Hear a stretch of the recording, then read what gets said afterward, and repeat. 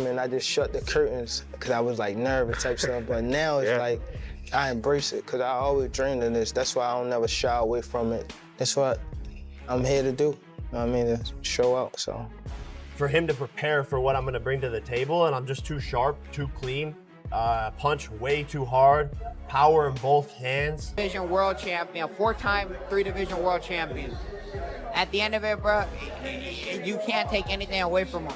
In a heated face-to-face interview, Jake Paul showcased unwavering confidence in his evolution as a boxer, declaring his determination to defeat Gervonta Davis in dominant fashion. Paul emphasized that his years of experience in competitive sports have built him for this moment, and he's fully prepared to embrace the challenge without hesitation. Gervonta Davis, however, responded with calm assurance, asserting that he brings the total package to the ring. With a blend of power, precision, and experience, Davis reminded everyone why he's regarded as one of the most dangerous and complete fighters in boxing today. I know what I've learned in the past year with my new coaches, the shape I'm in, the power I possess, and I'm just... Gervonta Davis embodies every quality expected from an elite boxer. He possesses explosive power in both hands, razor-sharp timing that enables him to strike at the perfect moment, and footwork that keeps him in complete control during every exchange. His defense remains compact, and his instincts allow him to anticipate opponents' moves before they even unfold. With these attributes, Davis sees himself as far more than just a knockout artist. He believes he has the full skill set required to compete at the sport's highest level, and to continue proving why he deserves recognition among the very best fighters in the world. Fight. His training is taking a toll, but the cure is just as bitter as what ails him. how long I do it? 5 minutes? 5 will be good enough for you. They definitely went to the kids store and get it. That water ain't cold. We know that. I know, but Get in the water, man. Just get in the water. stop. You can't sit on the egg. Man, just get in there, man. Go. No, give me the. The upcoming clash between Jake Paul and Gervonta, Tank Davis continues to ignite fierce discussion throughout the boxing world. It's a matchup defined by contrast, two very different styles and backgrounds colliding under the same spotlight. On one side stands Jake Paul, bringing notable size, strength, and physical power. On the other is Gervonta Davis, armed with lightning speed, refined technique, and knockout precision sharpened through years of elite competition. Analysts have spent months emphasizing Paul's significant weight advantage, a factor that could influence how the fight unfolds. His larger frame may provide greater durability, heavier punches, and more physical pressure inside the ring. Yet advantages mean little without the skill to apply them effectively. While Paul enters with height and power on his side, Davis possesses nearly every other key ingredient that defines championship-level boxing. His timing, footwork, and explosive combinations weren't built overnight. They are the product of a lifetime dedicated to mastering the craft. He spars people that are much heavier than him. And, man, that uppercut. Well, who do you got? I would have to bet on Gervonta, because for all the little things, all that, and the fact that he's not old. Yeah. Yeah. I think he makes up for the weight situation.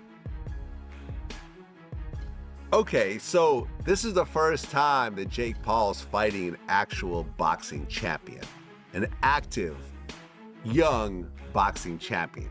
Everyone else he's fought was either way older or like, was it Tommy Fury, I think? Yeah, he was a legitimate boxer. Yeah. A legitimate boxer, but not a champion. Right. He's fighting a champion, although a very little champion compared to him. Yes. So this is sort of a, I don't know, man, like, if it wasn't Gervonta Davis, and it was somebody else in that weight category, it'd be ridiculous. Yeah, it'd be ridiculous. But Gervonta, I mean, technique-wise and heart-wise, that makes it interesting. Like, again, kudos goes to Jake Paul, because it kind of worked its way up, even though the guy is so much smaller. Yeah, look, I mean, I'm happy that Jake is bringing excitement to the sport and so forth, but you just have these, like, people fighting bears, and, you know, there might be a boxing match with a weapon involved of some sort, like people have sticks. Like, I feel it's just getting more and more ridiculous, and really outside of Crawford Canelo, there's really very little excitement over pure. Experts point out that Jake Paul has never faced an opponent with the pedigree of Gervonta Davis. Davis has shared the ring with world champions, undefeated contenders, and elite knockout artists, overcoming every style and challenge the sport has presented. He has defeated taller, longer, and more experienced fighters, proving time and again that skill and precision can neutralize size and reach. For that reason, many analysts believe Jake Paul is stepping into the most difficult test of his boxing career. Even Jake himself has acknowledged this reality. In multiple interviews, he's admitted that Gervonta Davis operates on an entirely different level, one that demands complete concentration and significant improvement in his technique and ring IQ. That recognition alone highlights Paul's understanding of the challenge before him, and serves as a reminder that this is not just another celebrity bout, but a true proving ground against one of boxing's most dangerous talents. Of his fight, he's undefeated, highly skilled, most experienced fighter I've fought, top 5 pound for pound. So I have to have the best version of myself. I know how fast he is, I know how strong he is. I believe I'm stronger, more athletic, and that's my advantage going into the fight, but he pretty much has every other advantage. So I'm locked in, fully focused, feeling amazing already, and just going to put on a performance and have the biggest fight of 2025. Last one, I've seen some people say, oh, Jake, the goal here is just to survive. Knowing you, that's not the case. You're not going in there to get through 12 rounds with Tank Davis. I would imagine you're going in there to win this fight. Oh, absolutely. Tank's going to be the one surviving. I'm going to, upset a lot of people. And again, they're going to have to say that there's some crazy excuse, fights are rigged. They can't use the steroid excuse because we have full-on random drug testing at any time. They could literally knock on my door right now. So they can't use that excuse. And obviously I'm suing people who say that the fights are rigged. Piers Morgan already had to retract his statement and kiss the ring. More lawsuits are coming for these people who are lying on my name because it's just simply not true. And we're willing to prove that in court. But I'm actually flattered that the only thing that people can chalk up these wins to is that the fights are rigged, because it's honestly the greatest compliment. But again, I'm going to knock this guy out and probably create one of the most viral. Public reaction to this matchup has been a blend of curiosity and skepticism. Some fans argue that it's not the kind of fight boxing needs right now, pointing out that the sport already boasts a deep pool of contenders worthy of challenging Gervonta Davis. Yet, despite those concerns, the intrigue remains undeniable. The entertainment spotlight surrounding Jake Paul continues to draw widespread attention, blending the worlds of sports and celebrity culture in a way few events can. Analysts describe this bout as one that may not resolve any major competitive debates within boxing, but it will command massive viewership and keep discussions alive long after the final bell rings. Was at cruiserweight. Chavez Jr. was a former world champion at middleweight himself, and that sort of made sense. And it was a good win for Jake Paul. He come out there and he beats an ex-world champion. He gets a little bit of credibility, and you go, right, now you're heading in the right direction. You're starting to be okay, all right. Former champions, former fighters, but at least they're boxers. They're not MMA stars, and whatnot. So, yeah, I think that was a move in the right direction. Gervonta Davis is just a little bit of a freak show for me.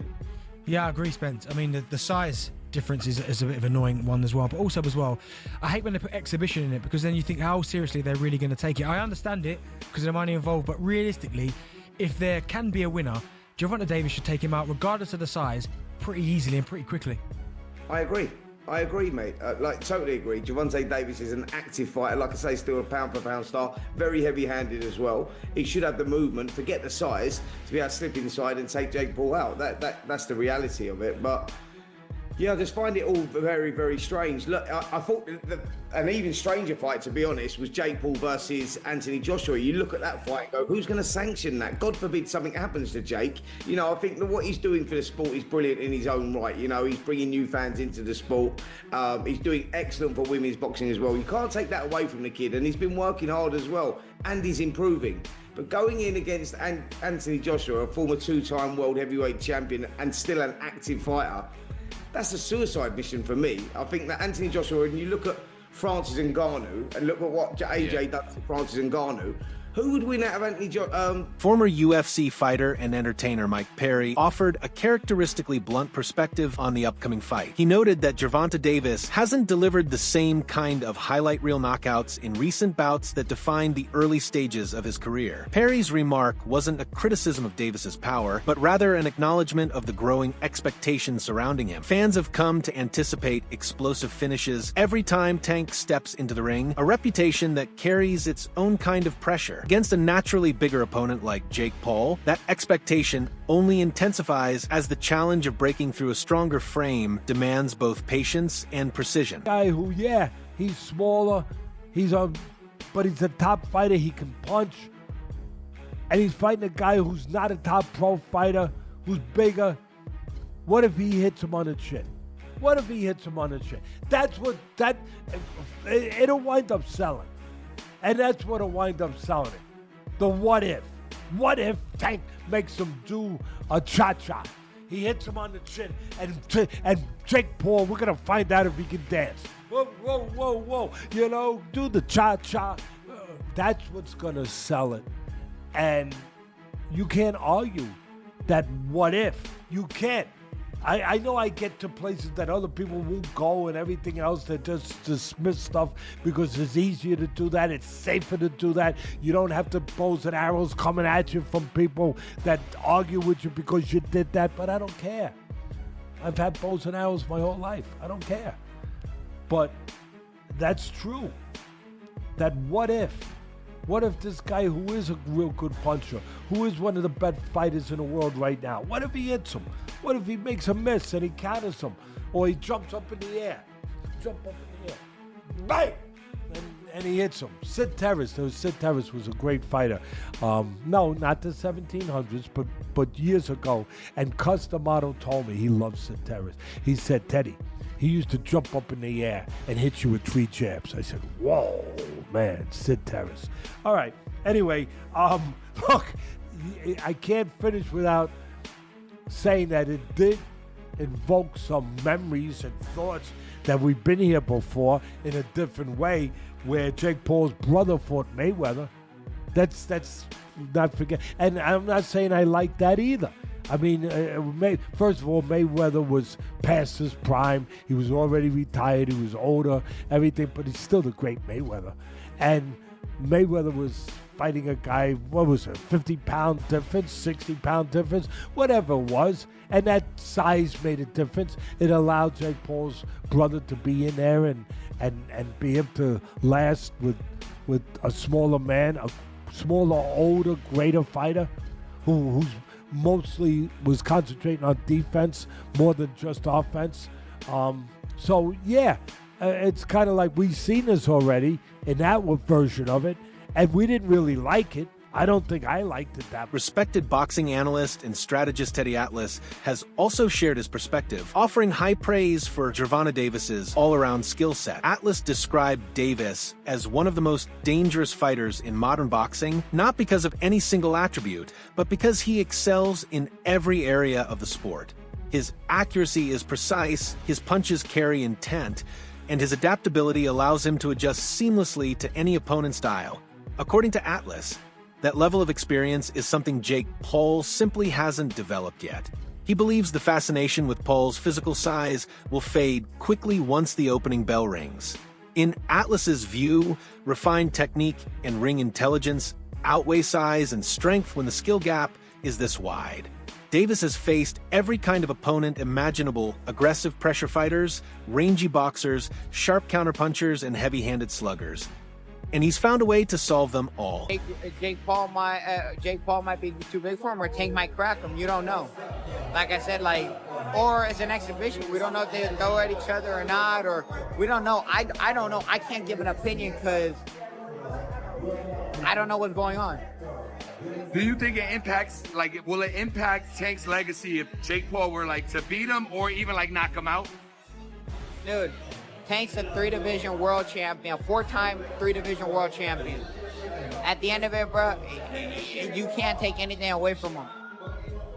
You know, some people trying to give, that's fair, some people trying to give Tank a hard time. They're saying he should have took a fight with Lamont Roach or Shakur Stevenson. But when you think about it, do you think this is business and look, he's getting a bag, or is there some validity to people saying that he ducked Roach? I mean, there's still other options, you know? It's like, bro, you can't be mad at somebody for doing what they feel is best for them.